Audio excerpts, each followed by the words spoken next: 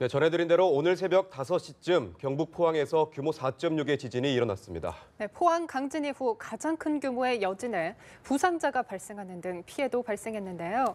자세한 지진 상황을 김동혁 기상전문기자 함께 알아보겠습니다. 어서 오세요. 어서 오세요.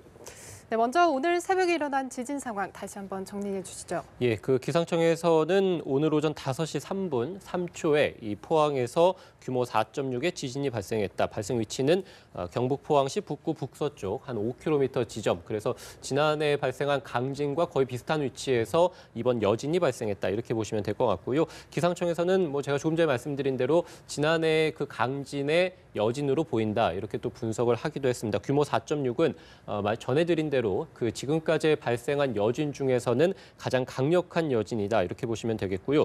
발생 깊이는 9km로 됐습니다. 그래서 좀 전에는 한 14km 정도로 분석이 됐다가 9km. 그래서 보다 더 이제 가까운 곳에서 지진이 발생한 것으로 현재 알려져 있고요. 기상청에서 발표한 진도, 그러니까 우리가 상대적인 개념이라고 볼 수 있겠는데요. 일반 시민분들이 느끼는 그런 땅의 흔들림은 경북이 5 정도, 울산과 충북이 4, 경남과 대구가 3 정도. 그래서 이 포항에서 가까운 지역들, 영남 지역들을 중심으로 해서 진도 3에서 한 5 정도 이 땅의 흔들림이 감지가 됐다. 이렇게 보시면 되겠습니다. 진도 5 정도면은 거의 모든 사람들이 느끼는 정도에 해당이 되겠고요. 진도 4도 실내에 많은 사람들이 느낄 수 있는 정도다. 이렇게 보시면 되겠습니다. 네, 일단 이번 지진에 따른 진도가 3에서 5 정도라고 말씀하셨는데요.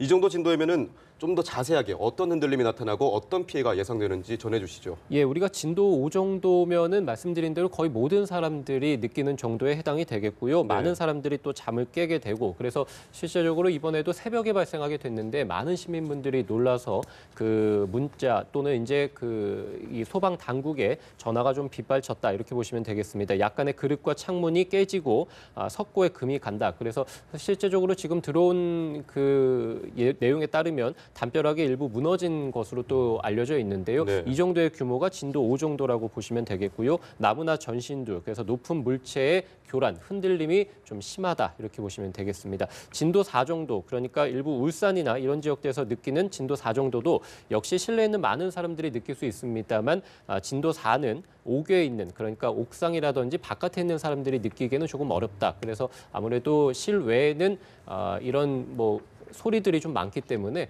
이런 지진을 좀 느끼기는 어려운 정도가 진도 4 정도에 해당이 되겠고요. 밤에 일부 사람들이 잠을 깨는 정도, 이 정도라고 보시면 되겠습니다.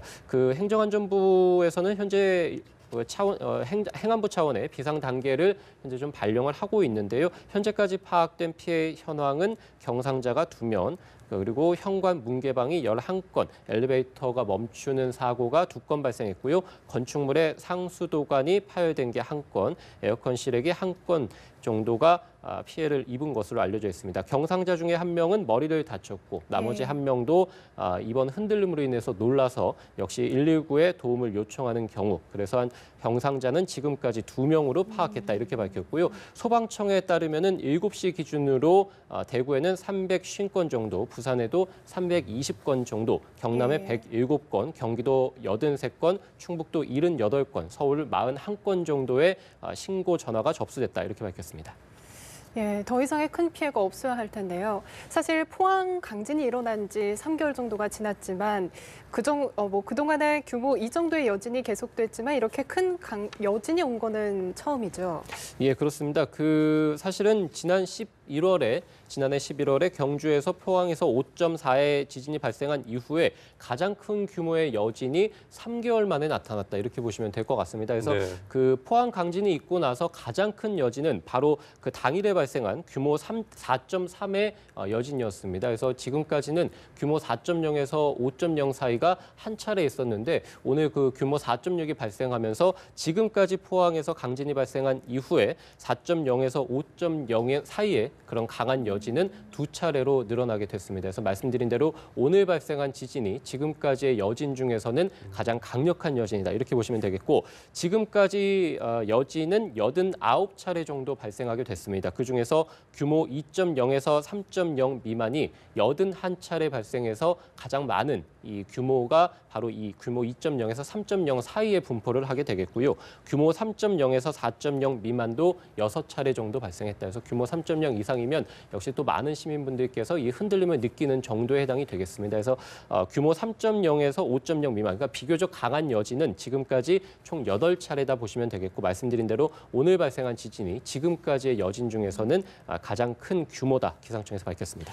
네, 89차례나 여진이 발생했었고 경주 강진 이후에 그 여진들이 계속해서 일어나고 있는데 이 여진은 언제까지 이어진다고 볼 수 있습니까? 예, 우리가 그 지진이라는 것은 땅의 흔들림이라고 볼 수 있겠죠. 그래서 평상시의 모습으로 있던 그 땅이 흔들린다면 아무래도 그 스트레스, 그러니까 그 응력이 어딘가로는 분출이 될 겁니다. 그래서 그 여진으로 인해서 그런 응력이 완전히 풀려야 여진도 종료가 된다라고 볼 수 있겠는데요.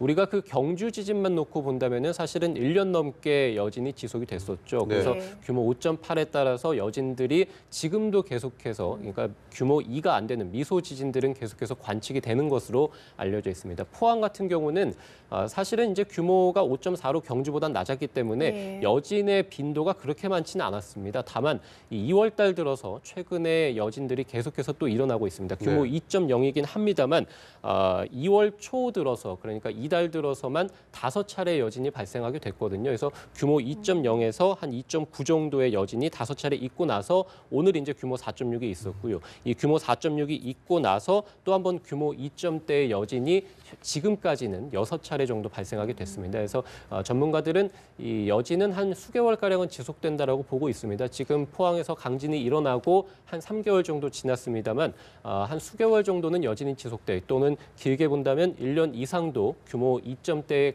작은 여진들은 이어질 가능성이 있다, 이렇게 보고 있고요. 다만 우리가 이제 포항 어떤 지역에서의 강진이 발생하게 되면 보통은 이제 그 당시에 강한 여진이 일어나게 되고 이후에 작은 여진들이 이어지다가 멈춰야 되는데, 지금 그 3개월 있다가 더 가장 강한 여진이 발생했기 때문에 다시 또 한 번 작은 여진들이 또 반복될 가능성이 충분히 있을 것 같습니다. 예, 지금 제보에 따르면 화면에 보셨던 것처럼 지진으로 인해서 땅이 갈라진 사진이 많이 들어와 있는데요. 지난해 11월에 이어서 이번 지진까지 혹시 집안에는 문제가 없을까요? 액상화 문제도 제기가 됐었거든요. 예, 그렇습니다. 그 포항에서의 강진이 있고 나서 액상화 현상이 좀 이슈가 됐었죠. 아무래도 포항이라는 지역 자체가 지반이 좀 많이 약한 지역이기 때문에 땅에서 많이 흔들림이 관측이 됐고, 그 땅에서 이제 물이 분출을 해서 땅이 좀 약해진 것 아니냐, 지반이 많이 약해진 것 아니냐, 그렇게 된다면 또 한 번 강한 지진이 발생했을 때 어떤 건물의 붕괴라든지 이런 추가적인 피해가 있는 것 아니냐, 이런 의문들이 좀 많이 나왔었고요. 그래서 이제 기상청과 일부 국립대학교에서 이제 그 포항으로 파견을 나가서 액상화 현상에 대해서 본격적으로 이제 관측을 시작을 했습니다. 그래서 지난 12월 달에 중간 조사를 발표를 했습니다. 그래서 지난 12월 달에는 포항 지역 10곳을 먼저 시추를 해서 중간 조사 결과를 발표를 했는데, 그렇게 이 포항 지역에서 액상화 현상이 심각한 단계는 아니다. 하지만 조금 더 살펴보겠다 해서 3,000여 곳을 더 시추해서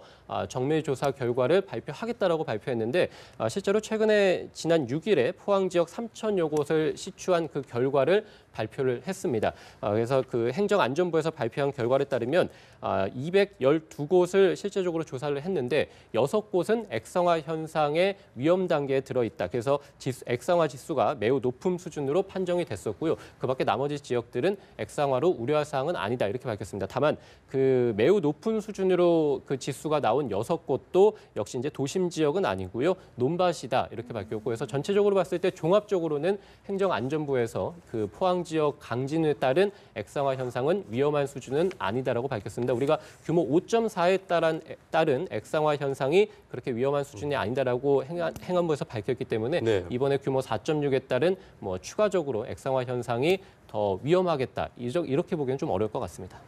네, 그런데 이제 이번에 지진 문자가 발생 후 7분 후에 왔다는 이제 내용이 나오고 있는데 공포의 7분이었다, 이런 얘기가 나오고 있습니다. 기상청에서 왜 이렇게 늦었는지에 대해서 그 원인에 대해서 살펴보고 있다고요. 예, 일단은 기상청에서 밝힌 바에 따르면 그 문자를 전송하는 그 시스템에 오류가 있었던 것 같다. 그래서 지금 계속해서 조사를 해보겠다, 이렇게 밝힌 상황인데요.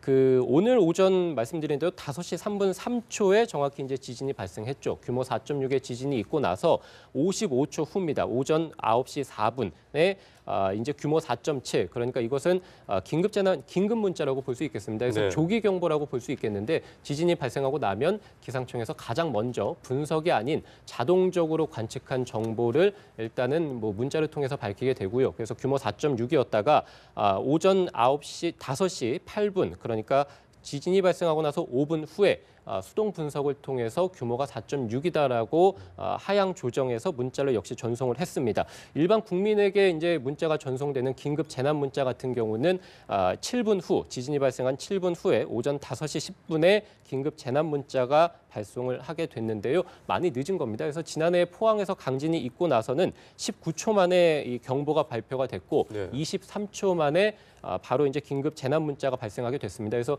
지난 포항 같은 경우는 비교적 거리가 먼, 그러니까 서울이나 수도권에서는 흔들림이 감지되기 전에 수도권의 시민들은 문자를 받게 됐었는데 이번 같은 경우는 지난해 그 23초에 비해서는 굉장히 늦은 것이고요. 올해 같은 경우가 그 기상청에서 2018년 업무 계획을 발표하면서 조기 경보를 최대한 7초까지 당기겠다라고 발표를 했는데 그 말이 좀 무색하게 굉장히 좀 늦은 이런 조기 경보도 그렇고요. 역시 이제 긴급 재난 문자도 굉장히 좀 늦게 발생하게 됐습니다. 기상청에서 원인을 파악해서 바로 좀 고쳐야 될 필요가 있는 것 같습니다.